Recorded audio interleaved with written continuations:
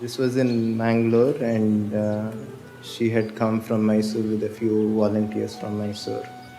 So in the morning, when we went for the games, there were a few new people, and there was this one person who was everywhere, who was doing all these long frisbee throws with Sadhguru, who was in the ball game everywhere, who was pointedly bent upon getting Sadhguru out. Until then, nobody knew who she was. At the end of the program, Sadhguru introduced her to all of us as a Isha Yoga teacher. And that's the time she was working in a bank. She was so aligned to Sadhguru and always being around him.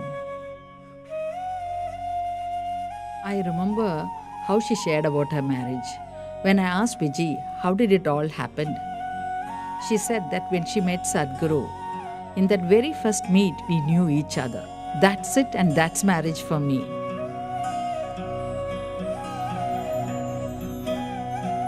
It was a very simple wedding in a small Shiva temple in Irpur Falls.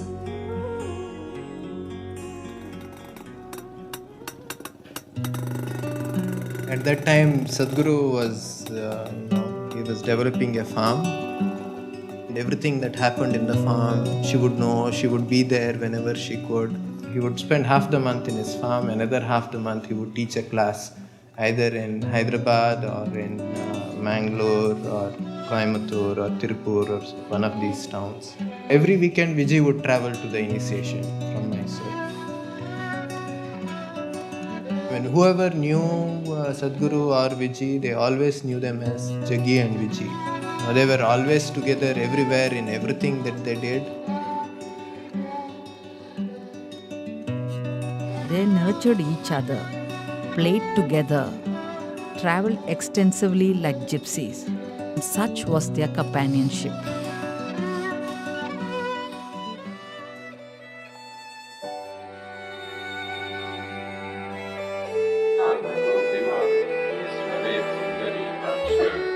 She did yoga only because it means something to me.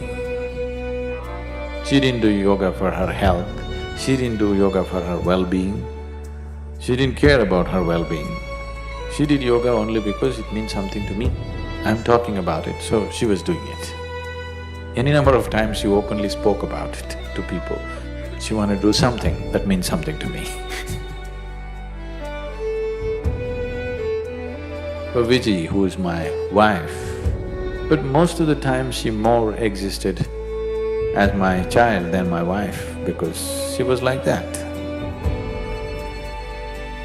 But still we had a very engaging and engrossed kind of relationship all the time. She was like my shadow all the time, 12 years she just was everywhere that I was. She organizes the yoga program, she goes around, works throughout the day, she does everything.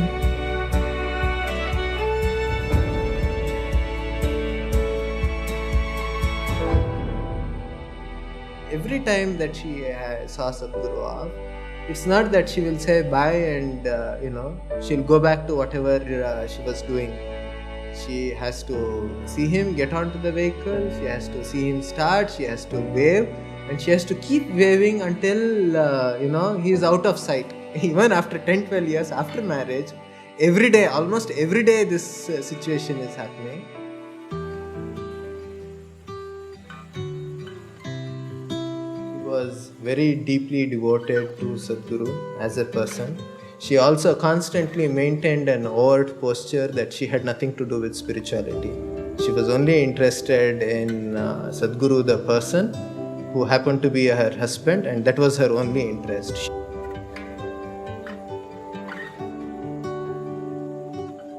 But one can't exist around Sadhguru unless in one way or the other one is deeply committed to one's own spiritual growth. Even though she said that she's not on the spiritual path, it's not for her and all that, I think constantly, right from the beginning, she couldn't help but to make progress on this path.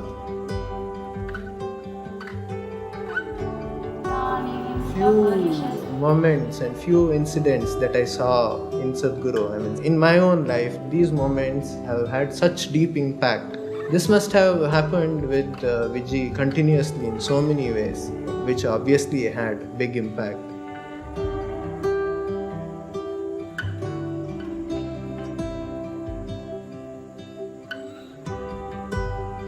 She would go to any extent to kind of stand up for something. Anything that was happening, she was there. Not because Sadhguru was there and she had to be there as a wife and things like that. No, she felt it because she was also equally wanting that good things happen with people and people benefit from Sadhguru and make use of it.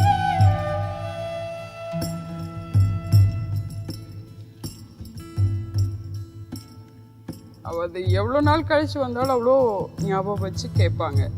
நீங்கள் வந்து பார்க்கலாம், அவர் வந்து பார்த்தார்ல, நீங்கள் ஏன் வரல அப்படிம்பாங்க. இங்கே எல்லாருக்கிட்டையும் இவங்கக்கிட்ட பழகணும், இவங்கக்கிட்ட பழகக்கூடாது அப்படி கிடையாது. ரொம்ப உரிமையோட இவ்வளோ அன்பாக இருப்பாங்க. Like she is very soft in her heart. Like if somebody has to say something, she has no hesitation even to take a bangle and give it to them and to solve the problem. Very, very relatable and affectionate woman I have ever come across.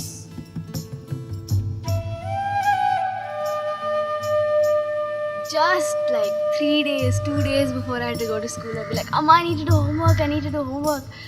The last 3 days, I'd be writing with my right hand, she'd be writing something else with her left hand just to make it seem like it was my work.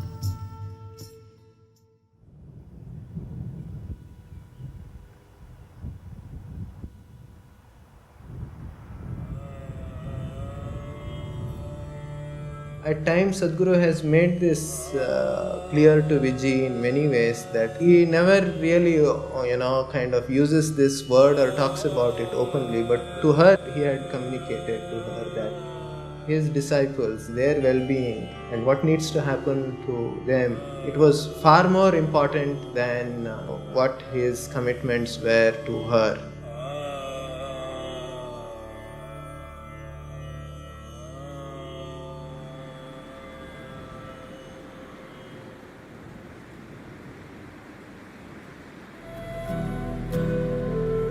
Swami Nirmalananda was somebody I knew for a long time.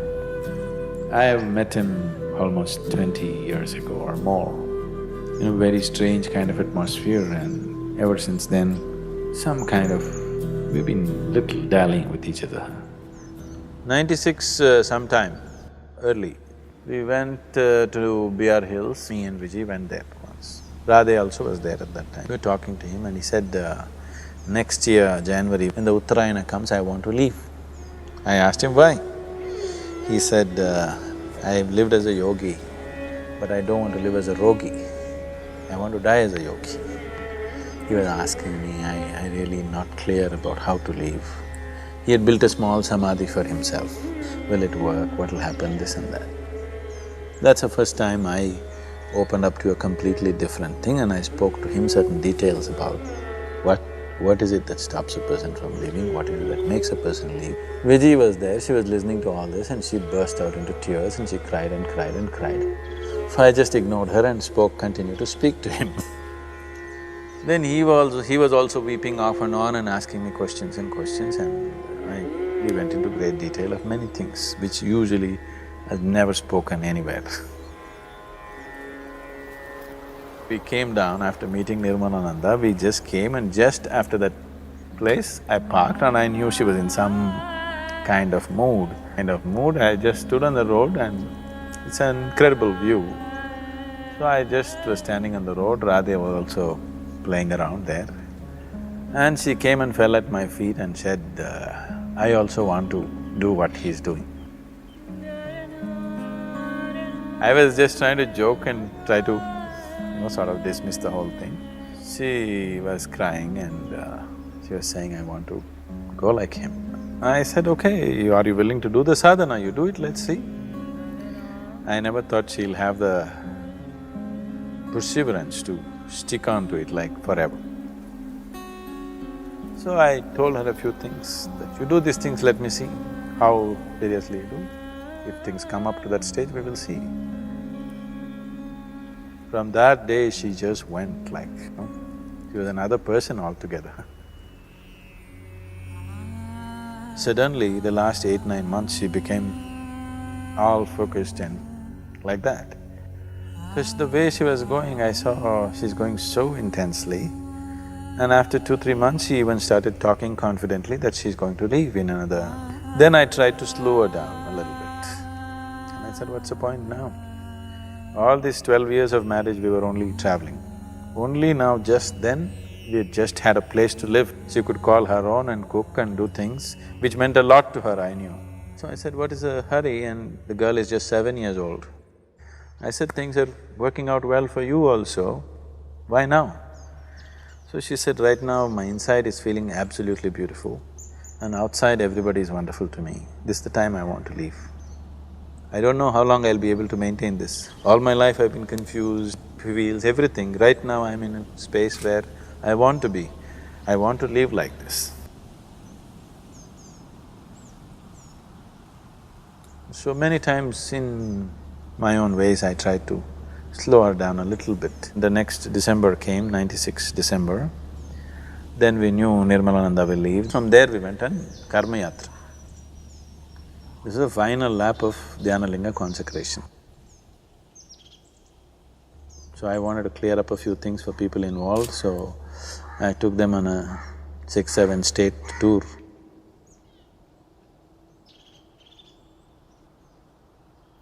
I have nothing much to say. This 12 days trip is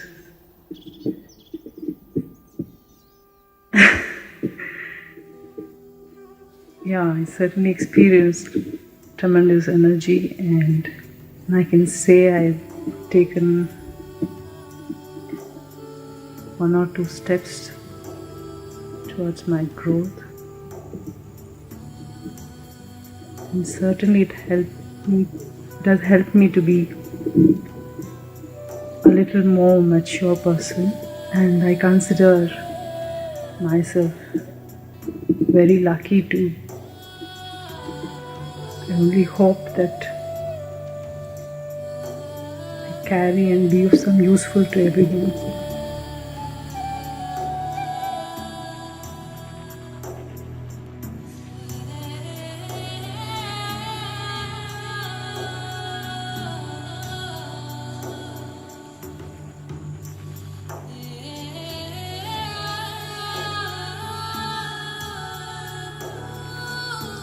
By now, after the Karma Yatra, she was all glowing like a full moon. People who saw those last few weeks, they could clearly notice she was like blown like a full moon. Then I had to tell them, she says she's going to go shortly. They wouldn't believe it. I said, that's how it is. December Paurnami onwards, she started serving the people. 3 Paurnami, she wanted to cook and serve and she wants to leave. Then on 21st, we dropped Radhe at school. And that's when she was talking to Radhe already that I won't be there after some time. The girl was just about fine, she didn't take that, and we came back 21st evening from Ooty. 23rd evening is when she left.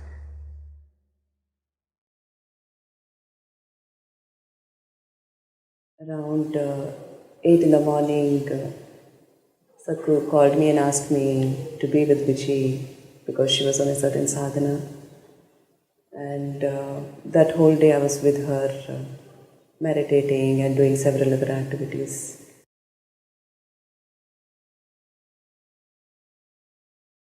Shambho, Shambho, Shambho, finished. It was… Just before that she went out, about 6:11, 6:12, that's the time. About 6 o'clock, she went out, she wanted a rose flower. So she asked one of the brahmacharis to get a rose flower. They ran to the Vanaprastha ashram, got the rose flower and came. She held the rose flower in her hand, Shambho, Shambho, Shambho. Just 7-8 minutes, it was over.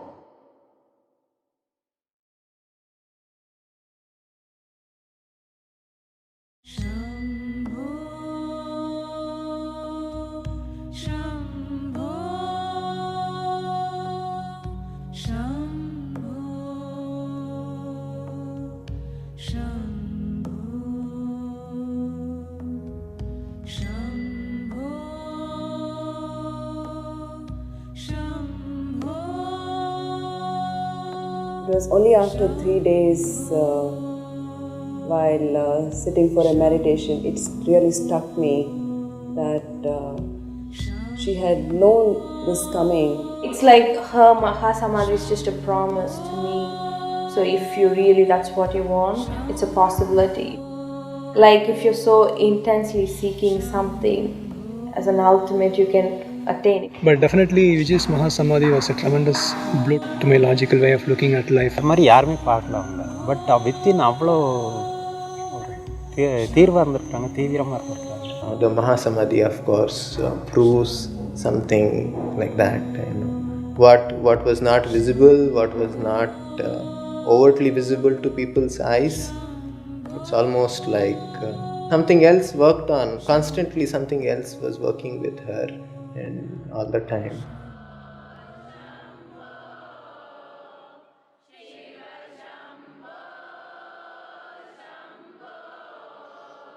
In the yogic traditions, held as a very sacred day,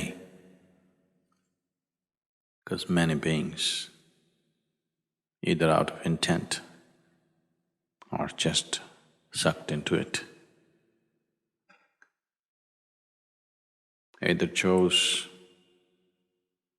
or got induced into shedding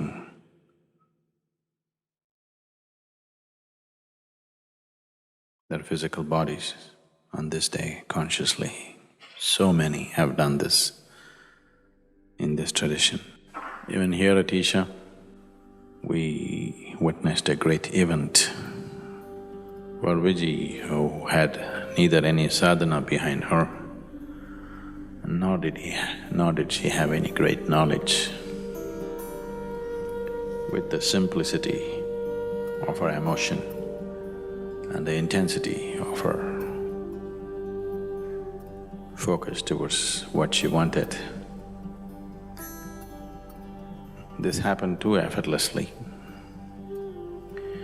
The effortlessness which even accomplished yogis would go through a little bit of struggle to do such things. It happened too effortlessly. There are many ways to attain. Through pure energy or awareness or absolute selflessness or through devotion.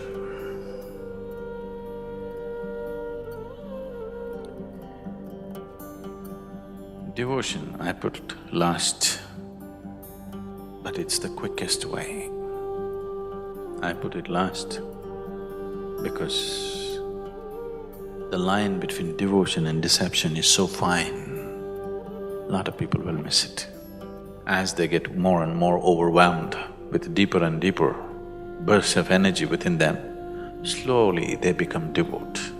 That's good. The wisest ones are always devotees.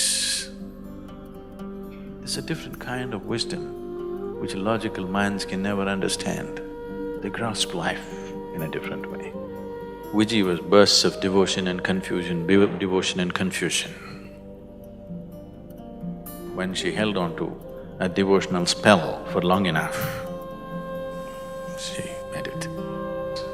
That's been the way, that was her way too.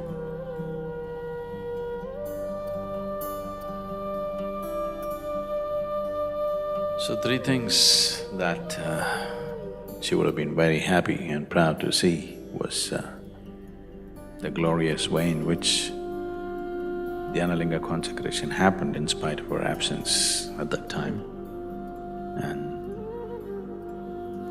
of course everything else that is happening with Isha. And the last, but for her it wouldn't have been the least, is that her daughter she's become a young woman.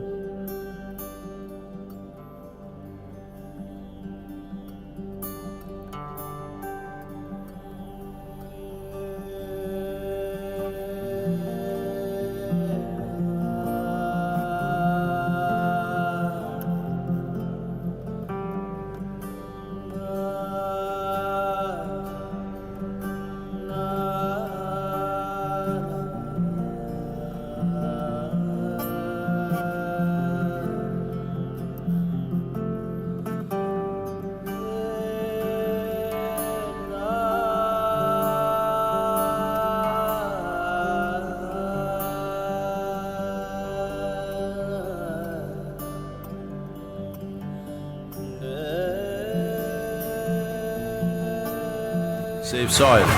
Let's make it happen.